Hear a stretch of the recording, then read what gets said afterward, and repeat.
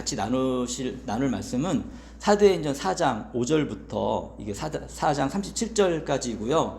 말씀의 제목은 공의회에서의 증거입니다.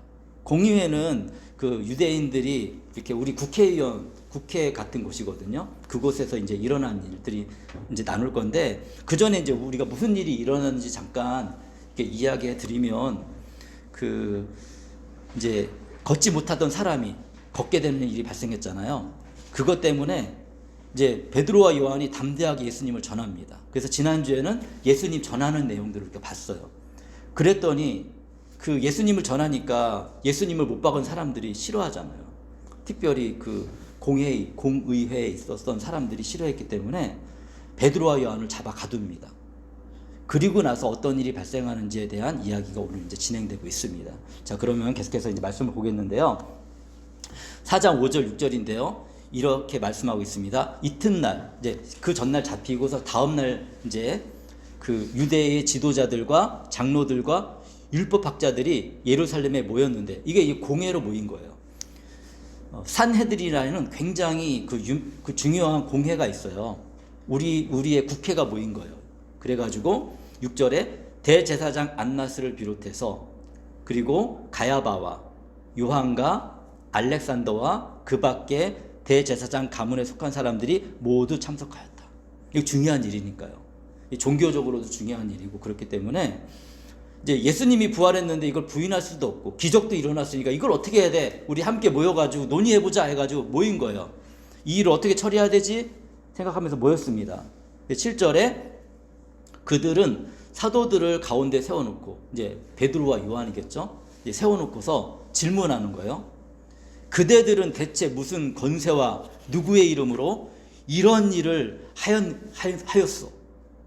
그러니까 보기에 기적을 일으켰으니까 이거는 부인할 수 없잖아요. 일어난 사실을 이렇게 안 일어났다고 얘기할 수 없으니까. 그러니까 사실 이들 마음에 몰랐겠어요. 이런 권세가, 이런 놀라운 일이 일어날 수 있는 건 하나님의 능력밖에 없는 거예요. 그때 당시 유대인들이 믿는 건 하나님밖에 없었고, 다른 귀신이 행했다라고 얘기하기에는 말이 안 되는 거죠. 귀신들이 그렇게 하지도 못하고, 귀신의 특성은 사람을 괴롭히고 힘들게 하는 거예요.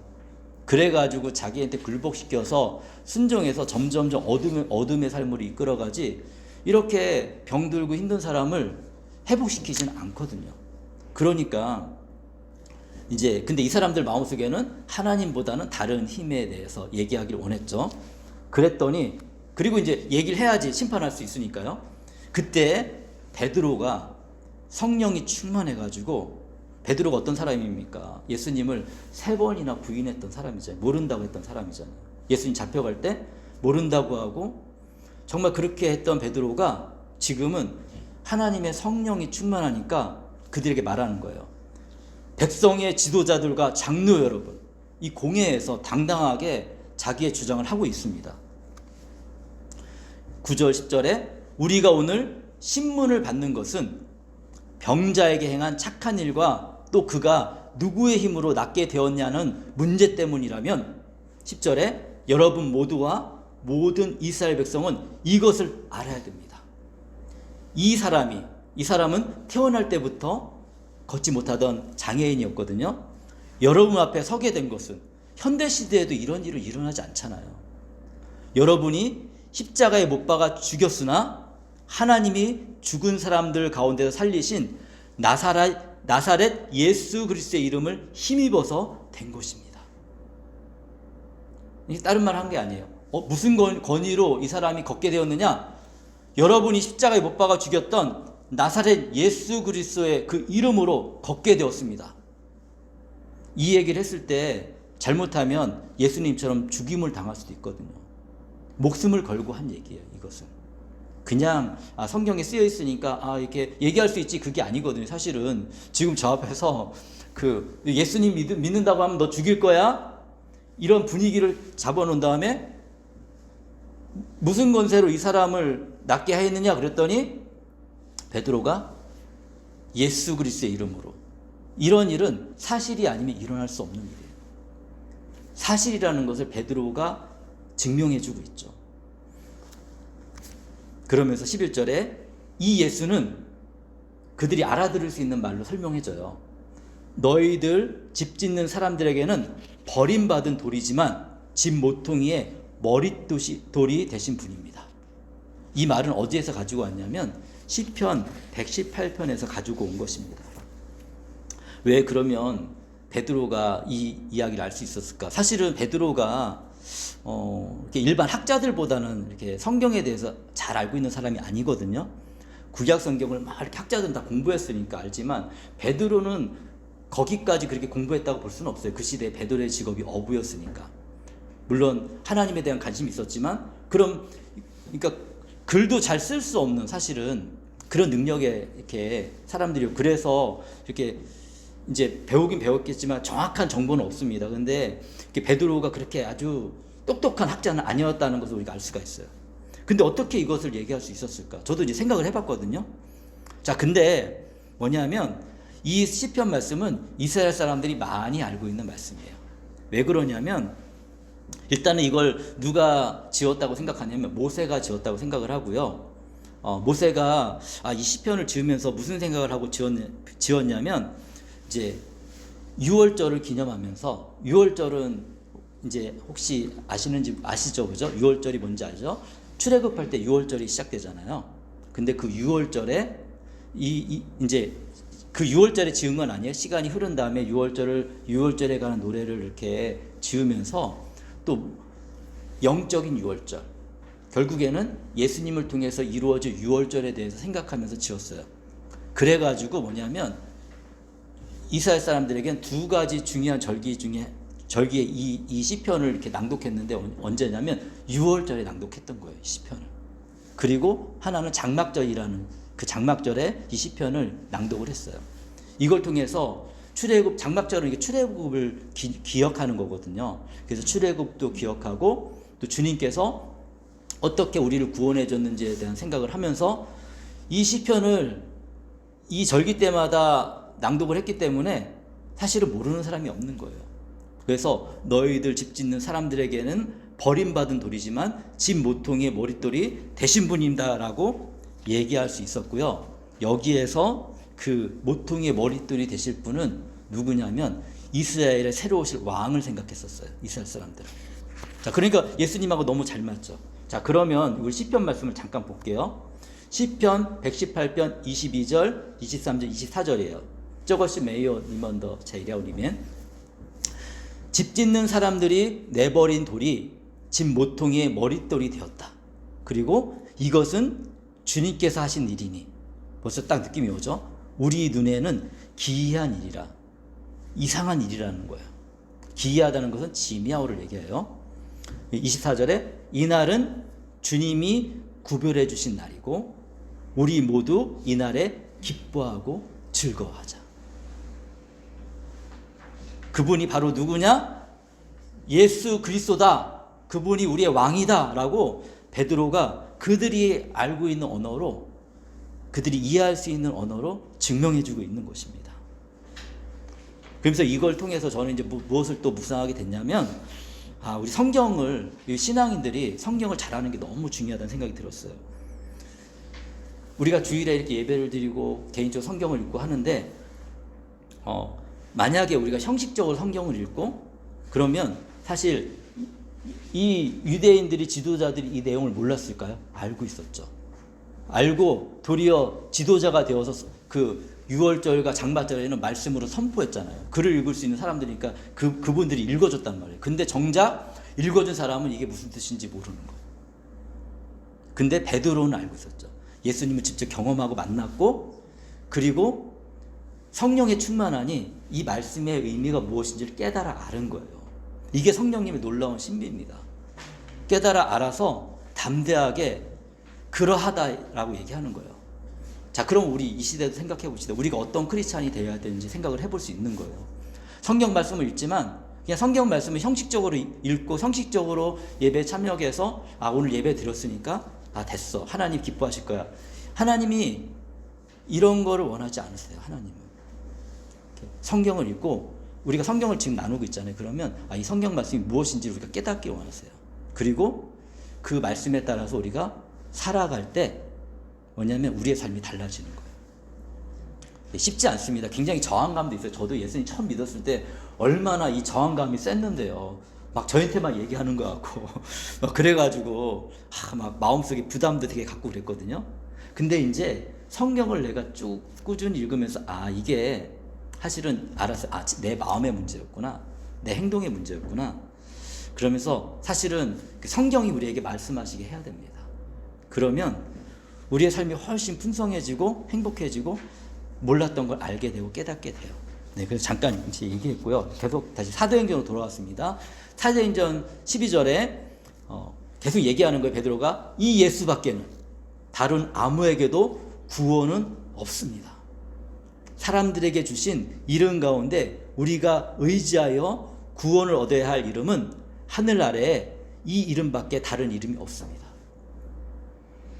정말 그런 것 같아요. 예수님 믿고 보니까 우리에게 구원을 주시는 분은 예수님밖에 없습니다. 저도 이제 다양한 종교를 다 이렇게 공부도 해보고, 그리고 심지어 예수님 믿기 이전에는 제가 잠깐 그 증산도라는 그 종교에 약간 마음이 이렇게 뭐랄까 심취됐다?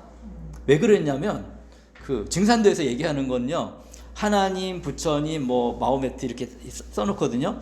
그 위에 증산도의 상제가 있어요. 그래가지고 이 사람을 통해서, 근데 그리고서 한국 사람이잖아요. 이 상제는 한국 사람, 한국으로부터 시작된 거다. 그러니까 우리는 최고의 신을 믿는 거다. 이렇게 하니까 마음이 쏙 빨려 들어가더라고요. 근데 그럼 제가 이 증산도에 대해서 공부도 하고 잘 알고서 그렇게 들어갔느냐? 아니에요. 그냥 정확하지 않은 정보를 듣고서 그것이 그렇다라고 그냥 마음으로 내가 원하니까 받아들인 거거든요. 근데 나중에 예수님 믿고 나니까 전혀 그런 게 아니더라고요. 성경을 보니까 전혀 그렇지 않더라고요. 그리고 이렇게 뭐 제가 더 연구하진 않았지만 증산도에 대해서 다양한 종교를 저도 이제 많이 생각해 보면서 정말 구원이 있는 종교가 어떤 걸까? 지금은 저는 이제 개인적으로 예수님 안에 구원이 있다는 걸 확신하고 있습니다. 그래서 하늘 아래 정말 다른 이름이 없더라고요. 그래서 베드로가 그것을 얘기하고 있고요. 13절에 그러니까 얘기하니까 그들은 베드로와 요한이 본래 배운 것이 없는 보잘것없는 사람인 줄 알았는데 저 갈릴리 시골에 그 어부고 이렇게 뭐 이렇게 멋있어 보이지 않잖아요. 옛날도 똑같아요. 좀 공부도 하고 세련된 사람들은 이제 권력도 있고 돈도 있고 그러니까 좀 세련되게 있고, 근데 베드로는 예수님의 제자들은 그런 모습이 아니었잖아요. 형편없는 모습이었고 그런 알았는데 이렇게 담대하게 말하는 것을 보고 놀랐어요.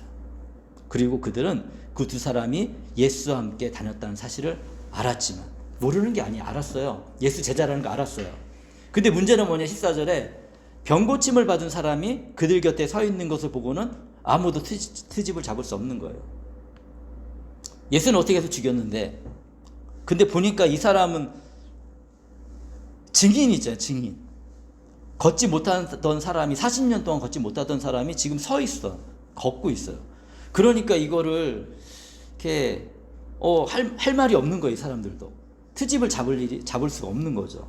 그러니까 일단은 니네들 일단 나가. 그래서 15절에 보니까 그들은 그 두 사람에게, 그 베드로와 요한에게 명령해서 의회에서 나가게 한 뒤에 서로 의논하면서 말했습니다. 서로 자기들끼리 얘기하는 거예요. 이렇게 이 정보를 알 수 있었다는 거, 아마 그 의회 중에 사실 또 이렇게 예수님 믿는 사람도 있었던 것 같아요. 누군가를 통해 들었겠죠. 16절에 이 사람들을 어떻게 하면 좋겠습니까? 답답한 거예요. 그들로 말미암아 기적이 일어났다는 사실은 예루살렘에 사는 모든 사람이 다 알고 있고 우리도 이것을 부인할 수 없습니다. 모든 사람이 다 알고 있으니까요. 다만 이 소문이 사람들에게 덮어지지 못하게 앞으로는 이 이름으로 아무에게도 말하지 말라고 그들에게 엄중히 경고합시다. 이거밖에 할 수 없는 거예요. 너희들 말하지 마라. 예수님을 통해서 이 사람이 낫게 되었다고 말하지 마. 이 말밖에 못하는 거예요. 그래서 18절에 그런 다음에 그들은 다시 두 사람을 불렀죠. 불러가지고 절대로 예수님의 이름으로 말하지도 말고 가르치지도 말라 얘기한 거예요. 이미, 그리고 유대인들 사회 속에서는 이 공회 안에 들어가고 유대 사회 속에 들어가는 게 되게 중요한 건데, 이미 이제는 이 사람들은 내놓은 사람들이에요. 너희는 우리 유대인 동족도 아니고 너희들은 그냥 필요 없는 존재야. 이미 이렇게 찍혔거든요. 근데 그런데도 불구하고 사람들이 예수님을 믿는 거예요. 이건 사실이 아니면 믿을 수가 없는 거죠.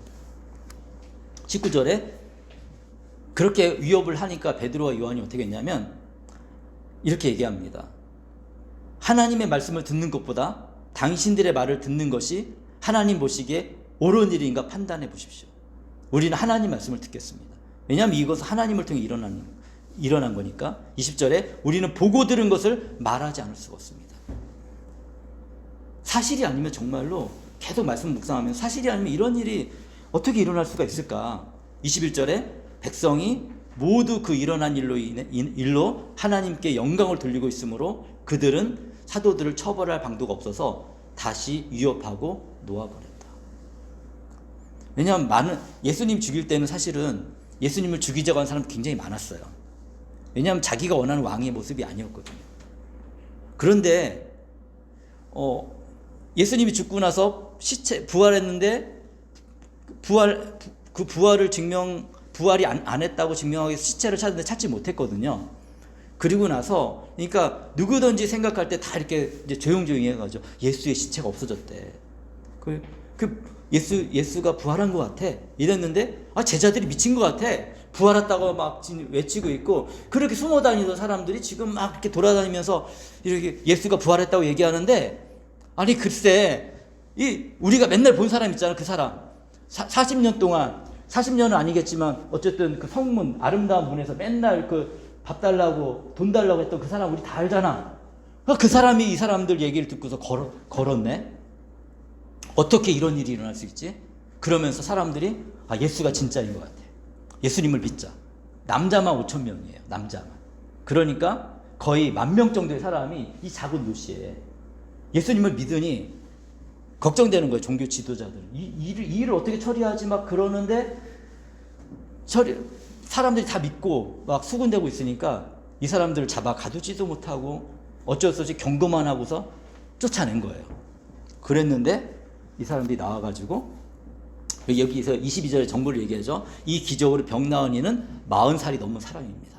제가 40살이 넘은 사람이 얘기했죠. 23절에 베드로와 요한은 풀려나가는 길로 동료들에게로 가서 대제사장들과 장로들이 한 말을 낱낱이 이야기했어요. 그러니까 하나하나 다 얘기했죠.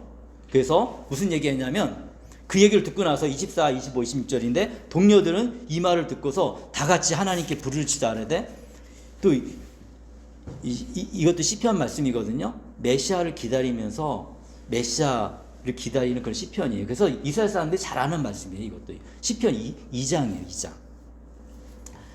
하늘과 땅과 바다와 그 안에 있는 모든 것을 지으신 주님, 이게 기도하는 겁니다. 지금 이 소식을 듣고 나서 기도하는데 주님께서는 주님의 종인 우리의 조상 다윗의 입을 빌려서 성령으로 이렇게 말씀하셨습니다. 이제 시편 내용입니다. 어찌하여 이방 민족이 날뛰며 무 백성이 헛된 일을 꾀하였는가. 세상 임금들이 들고 일어나 통치자들이 함께 모여서 주님과 그의 메시아에게 대적하였다. 이 말씀이 시편 2편에 기록되어져 있어요.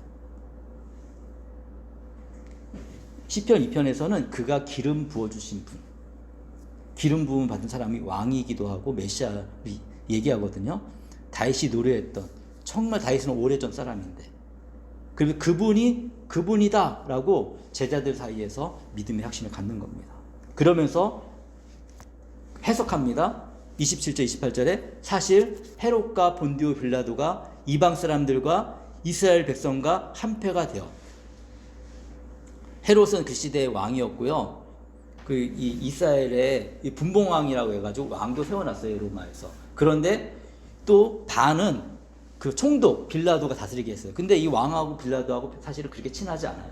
왜냐하면 나는 왕이고 이 사람은 로마에서 파견한 총독인데 사이가 좋지 않고 거기에다가 플러스 대제사장들은 둘 다 싫어했어요. 근데 예수님을 죽일 때는 한 마음으로 모인 거예요. 이 사람들이. 이 성에 모여서 주님께서 기름 부으신 거룩한 종 예수를 대적하여 주님의 권능과 뜻으로 미리 정하여 두신 일들을 모두 행하였습니다. 근데 이걸 보면서 또 재미있는 게 있어요. 뭐냐면 어떤 사람은요, 이 하나님이 창조하신 세상 속에서 어떤 사람은 하나님 편에서 쓰임을 받습니다. 예수님의 제자들, 제자들은 그런 편이죠. 그런데 하나님의 반대편에서 하나님께 쓰임받는 사람들이 있어요. 구약시대에 얘기하면 바로왕 같은 사람들. 결국엔 출애굽기가 일어나려면 바로왕 같은 악한 왕이 있어야 되거든요. 근데 이 사람은 자기의 악대로 그 길을 갔고 자기 악대로 망해요. 근데 하나님의 뜻은 이루어져요. 헤롯과 본디오 빌라도, 그 시대 대제사장, 하나님을 믿고 따른다는 대제사장들도, 바리새인들도 결국에는 예수님을 죽이는 일에 동조했는데 하나님 반대편에서 쓰임을 받은 거죠. 그들은 근데 그 하나님 반대편에서 쓰임을 받은 사람은 하나님께 쓰임 받았으니까 이거 아니에요. 그냥 그의 악을 그대로 놔두시는 거거든요. 그러니까 자기의 악에 대한 심판을 받게 되어 있습니다. 이런 사람들이 가룟 유다도 그런 사람에 속하는 거예요. 그러니까 하나님 안에 공동체에 있지만 우리가 하나님 편에 쓰임받는 사람인지 아니면 하나님 반대편에서 쓰임받는 사람인지 우리가 고민을 해봐야 될 필요성도 있죠. 나를 통해서 선하고 하나님 기뻐하시는 일들이 일어납니까? 그러면 그 하나님께 쓰임받는 거예요. 근데 나를 통해서 갈등과 여러 가지 어려움들이 계속 발생하고 그리고 나도 그것 때문에 괴로워하고 그러다 보면 결국에는 하나님 반대편에서 쓰임받는 역할을 할 수도 있기 때문에 우리 자신을 잘 살펴보는 것들은 굉장히 중요하다는 생각을 이 말씀을 통해서 다시 한번 생각하게 됩니다. 그러면서 계속 기도하고 있습니다. 29절 30절에 주님 이제 그들의 위협함을 내려다보시고 주님의 종들이 참으로 담대하게 주님의 말씀을 말할 수 있게 해주십시오. 그런 위협 속에서 말씀을 전할 수 있게 해달라고 기도합니다. 30절에 그리고 주님께서 능력의 손을 뻗치시어 병을 낫게 해주시고 주님의 거룩한 종 예수의 이름으로 표징과 놀라운 일들이 일어나게 해주십시오. 여전히 많은 곳에서 사람들이 예수님을 모르잖아요. 그래서 사도들 시대에는 기적이 많이 일어났어요. 사도들이 복음을 전할 때 증거가 필요하거든요. 사실 지금 시대에는 왜 그러면은 이런 기적들이 많이 일어나지 않느냐. 가끔씩 일어나기도 합니다. 우리가 몰라서 그렇지. 그런 것들이 특별히 선교 지역이나 특별히 그 이슬람권 정말 예수님의 복음이 전해지지 않는 그런 땅에서는 정말 그런 놀라운 기적들이 일어나는 소식들을 저희가 종종 들어요. 그런데 이제 하나님이 근데 그거보다 더 중요하게 생각하는 게 있어요. 뭐냐면 기적을 통해서 믿는 거는 저도 이제 그런 걸 좀 경험해 봤거든요. 기적을 통해서 하나님의 놀라운 기적을 경험했지만 하나님 말씀을 모르면 금방 믿음을 버리고 떠나는 그런 분들이 계시더라고요. 목적이 다른 거예요. 그러니까 내 병을 치유되는 것만 목적이 있고 예수님이 삶을 내가 닮아가고자 하는 마음은 없는 분들이 좀 있더라고요. 그래서 그런지 요즘 시대에는 하나님께서 하나님의 택한 백성을 부르시는 방법 중에 그 하나님 말씀을 통해 깨닫게 해주시고 그리고 그 말씀을 통해서 우리가 하나님께 기도하잖아요. 평소에 우리 삶을 통해 기도할 때 아주 큰 기적은 아니지만 아주 작은 것들이 우리 삶을 통해 경험되어지게 하십니다. 저는 아주 특별한 놀라운 기적은 경험해보지 않았지만 그런 작은 기적 같은 일들은 날마다 경험하고 있거든요. 정말로. 그러면서 처음에는 하나님이 이건 우연이 아닐까 생각을 했는데 이게 많아지면 많아질수록 확신을 줍니다. 정말 말씀대로 되어지는구나. 말씀대로 하나님께서 이끌어 가시는구나. 사실 우리가 이렇게 모여있는 것도 저는 기적같이 느껴지거든요. 작년 초에 저희 아내랑 둘이 앉아가지고 여기서 이렇게 예배를 드렸었어요. 여기도 아니고 그 사무실에서. 그런데 오늘 2023년도가 시작되는 오늘 우리가 작은 사람들이지만 이렇게 모여서 함께 할 수 있다는 것 자체가 저는 너무 기적이라고 생각이 듭니다. 저 이런 것들 속에서 기적을 느껴요. 이 지사님도 지금 오늘 같이 함께 하시는 것도 너무 기적 같은 저에게 일들이고 하나님을 사랑하는 사람 정말 또 우리 유학생을 사랑하는 사람들 우리 교회에 모아주시는구나 이런 생각들을 다시 한번 하게 됩니다. 그래서 31절 이제 거의 다 말씀 나누겠습니다. 그들이 기도를 마치니 그들이 모여있는 곳이 흔들리고 그들 모두 성령으로 충만해서 하나님 말씀을 담대하게 말하게 되었다. 네. 좀 더 준비한 게 있는데 오늘 여기까지만 나눌게요. 그래서 우리의 삶 속에서 정말 우리 삶이 쉽진 않죠. 그렇지만 하나님을 우리가 알고 믿으면서 경험하게 되면서 하나님을 자랑하는 우리가 됐으면 좋겠어요. 어떤 위협이 와도 내가 살아보니 하나님 믿고 살아보니 나의 삶이 이렇게 변했어. 우리 가족이 이렇게 변했어. 결국에는 이렇게 되더라고. 예수님 믿고 기도하니까 그것을 우리의 삶 속에 생생하게 경험해서 그래서 예수님 믿었으면 좋겠습니다. 그런 우리 모든 성도님들 되시기를 계속 기도하겠습니다. 제가 기도하겠습니다. 제가 하나님 감사합니다. 오늘 또 함께 모여서 하나님께 예배 드렸습니다. 사도행전에서 생생하게 살아서 움직이는 하나님 말씀을 보았습니다. 아버지 하나님, 이것이 성경뿐만 아니라 우리 삶 속에서 경험되어지게 하시고 하나님, 정말 이런 기적 같은 일들이 우리의 인생 가운데 일어나게 하여 주옵소서. 하나님, 우리 이 자리에 모여있는 우리 유학생들, 그리고 또 우리 이 성도님들 한 분 한 분이 정말 여러 가지 삶 속에서 어려움들이 있습니다. 극복해야 될 문제들이 있습니다. 하나님 아버지, 우리가 간절히 기도하고 간구하며 주님께서 허락하신 또 그 믿음을 가지고 우리의 삶을 살아가게 싸우니 하나님의 놀라운 기적들이, 우리의 소망들이 이루어지는 그 은혜들이 계속해서 이루어질 수 있도록 주님께서 우리의 삶을 축복해 주시고 인도하여 주시옵소서. 감사합니다. 찬양합니다. 예수님의 이름으로 기도합니다. 이제는 우리 주 예수 그리스도의 은혜와 하나님의 사랑과 예수 그리스도의 은혜와 하나님의 사랑과 성령님의 함께하심이 예수님을 믿고 따라가며 신뢰하며 살아가는 모든 성도님들과 모든 유학생들에게 지금부터 영원까지 함께 있을지어다. 아멘.